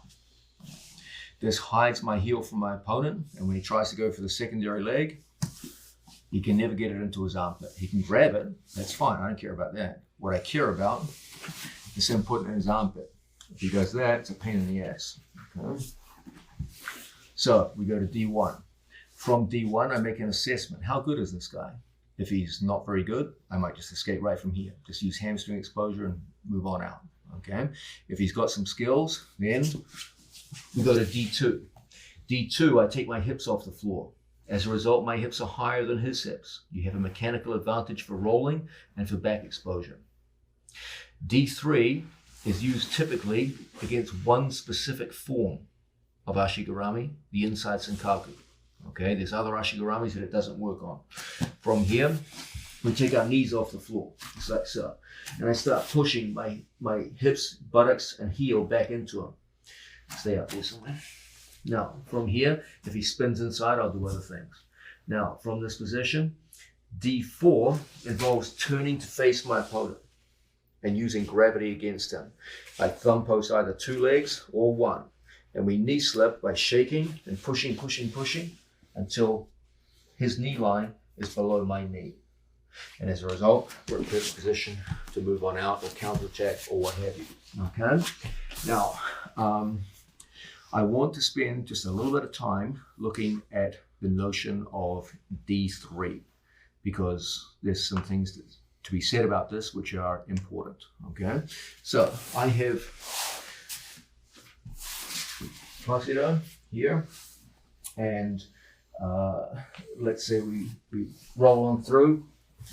And we end up in positions like so. He goes up to D3, knees off the floor. Okay, from this position, I have an inside Senkaku, a classic one, where my foot is on Placido's back. There is a phenomenon which we often refer to as the arc of weakness, which every heel hook has, without exception. All of the main Ashigaramis have their own unique arc of weakness. That's an arc in the rotation where the power bleeds out of the heel hook. Okay? Every heel hook is a rotational attack. They have an arc over which they're very effective, and they have an arc over which they're quite ineffective. In the case of inside Senkaku, this is it right here. One of the intrinsic weaknesses of inside Senkaku is it has no ability to push on the back of the knee in a backside position. That's important, so I'll say it again. In a backside finishing position like so, inside Senkaku has no ability to push on the back of the knee. As a result, an intelligent opponent can push back into you and straighten the leg, and now you can't get any finishing power. Now it's easy for them to transition into counterattacks and various other things. So what do we want to do? We want to put some kind of pushing force on the back of our training partner's knee. An excellent way to do this is to make a switch into a hybrid Ashigarami, where it has both inside position and outside position. So we take our foot through. This foot functions like a 50-50, while this one here functions like an inside Senkaku. So that when Placido goes to push into me, my right leg can push back. If my right leg is on his back, I have no ability to push back, and he can easily hold off the inside Senkaku.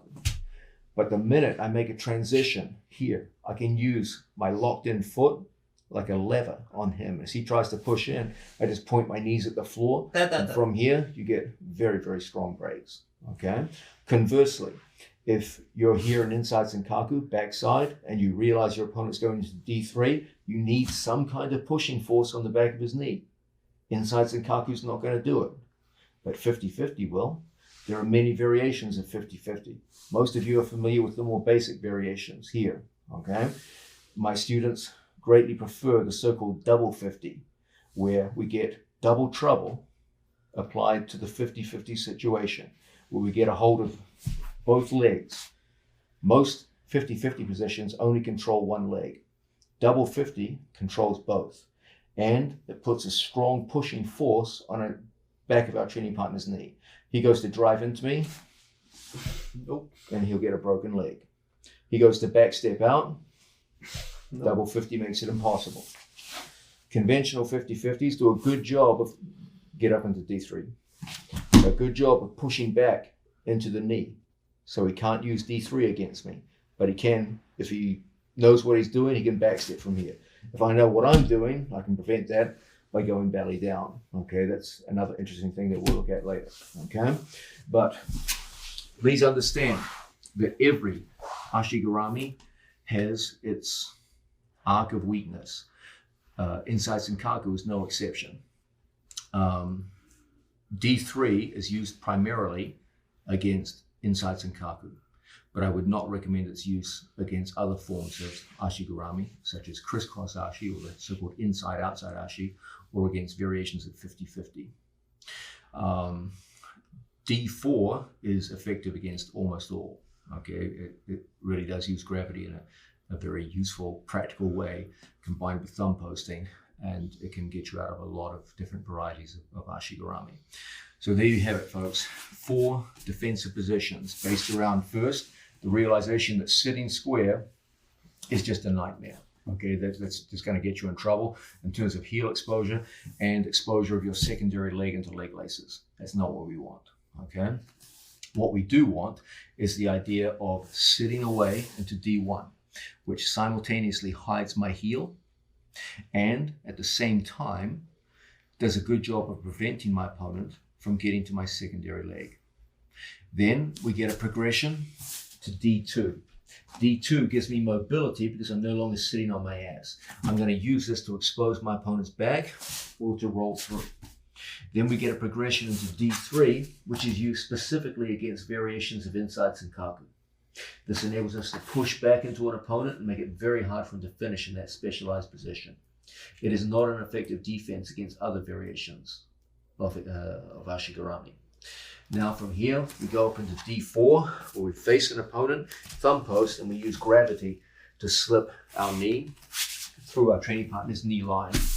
So there you have it, the 4 fundamental positions applied in the case of variations of inside Senkaku. Everything we've looked at so far with regards escaping heel hooks has been pretty systematic. Okay, it's like D1, D2, D3, D4. Everything goes in like sequences. There's one element to heel hook escaping, which is kind of the joker in the pack. It's something that isn't really something you can build into a step-by-step system. It's something you have to be a little more intuitive about, but which can be really useful overall for your heel hook defenses. This is the idea of ankle control. Now, what's the basis of ankle control? Well, it's based on a simple insight about heel hooking. Regardless of the kind of heel hook my opponent's interested in, at some point, my opponent's ankles have to control my hip to some degree. Okay? If there's no control of my hip, then it's almost embarrassingly easy to get out of heel hooks. Okay? So whether my opponent chooses to go inside position with closed wedges, or with outside position with closed wedges, or kind of a compromised situation with open wedges, it's up to him. It's his choice, okay? But regardless of what he's doing, he has to have some kind of control of my hip with his ankles. Why? Because he needs some kind of downward pressure on my hips while he lifts my heel. If he can lift on the heel while pushing down on the hips, he's going to break my leg, regardless of whether he's inside or outside. There has to be that downward pressure, regardless of whether the wedges are closed or pushing down, open. Okay? In both cases, he's pushing down on my hips with his ankles, and he's lifting on my heel. He's going to break my leg. Okay? If there's simply nothing there, then it's really easy. Even if he has my heel, it's almost embarrassingly easy to slip out. Okay? So there has to be some kind of control of my hip with his ankles. Once you understand this, you're going to see that from many contested positions where he's fighting for a heel hook and you're trying to resist him, you can kind of screw up his game plan by getting control of one or both of your opponent's ankles. Okay? So let's say, for example, my opponent was working like so. Okay? I can do things where I'll slip down and go to push heels through. Look at heel hook. And from here, we can start putting control of our training partner's heels. As he goes in to put pressure on me, you'll put a foot inside your training partner's knee and move your way out and then go into counter offense. Okay? If he's got inside Senkaku, in situations like this, it's not unheard of for us to start working on our training partner's ankles and taking heels out. Okay? If I can bring heels to the outside, it's going to be hard for him to work. It becomes even harder in situations where we're standing and he goes into various forms of ashigarami from here. And now we're constantly looking to take the control of his heels away from us. Okay? If he's in here and he's got 50-50, we're constantly looking to control those heels. As he goes to work with us, we're constantly looking to take the heels away from my hips. The more he controls my hips, the more powerful and dangerous he is to us. Okay?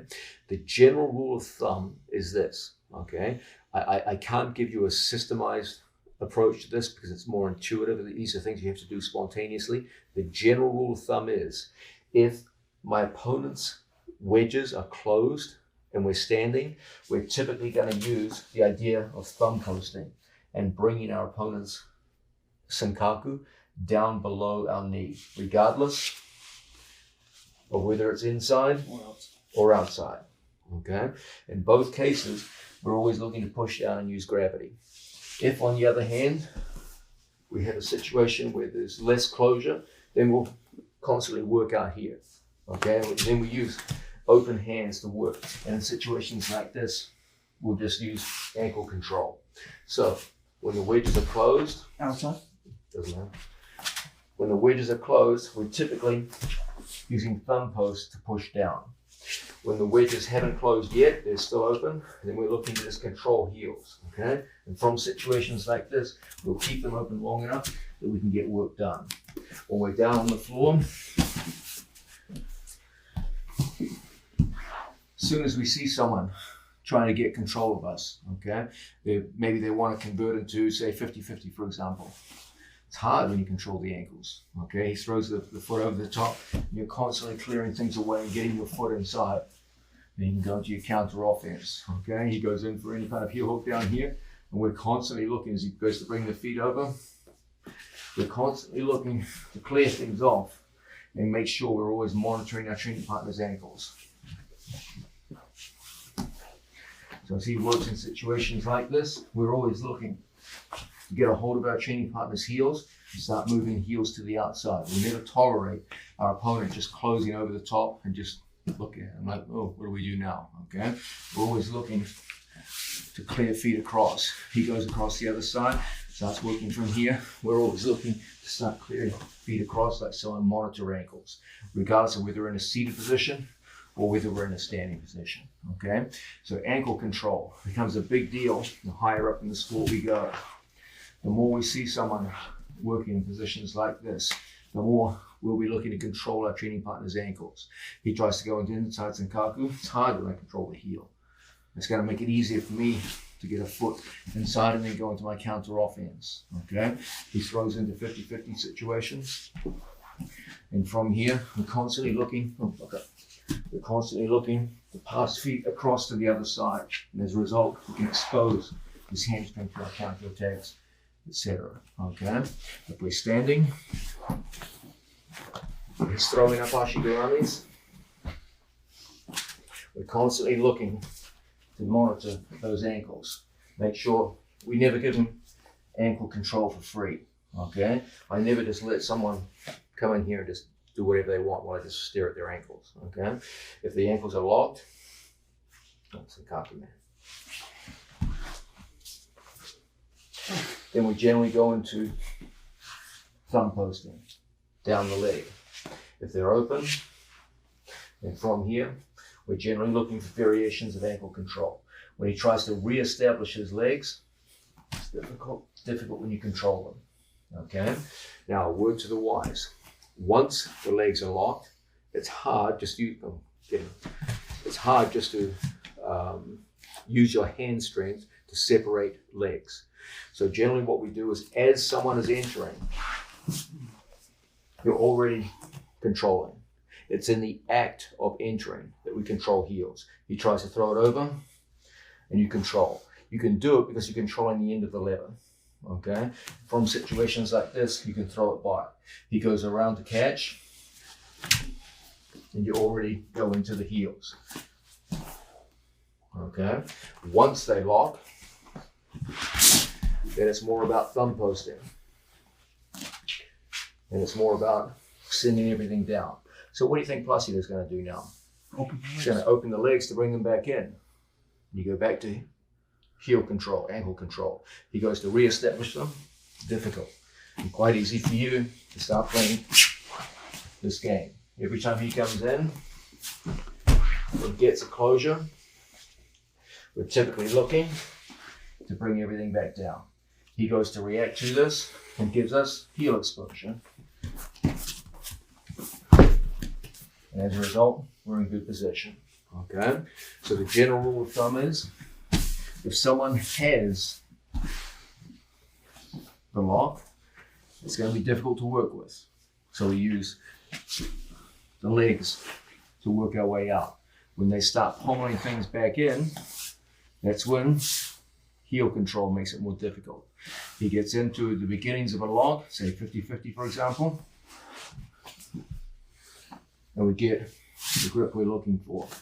Okay, from situations like this, we can start working. Once they get the lock, then we typically use thumb post, hamstring exposure to work our way out. But as they're trying to get the locks in, ankle control can make it quite difficult for even a very talented opponent to get to his Ashigurami goals.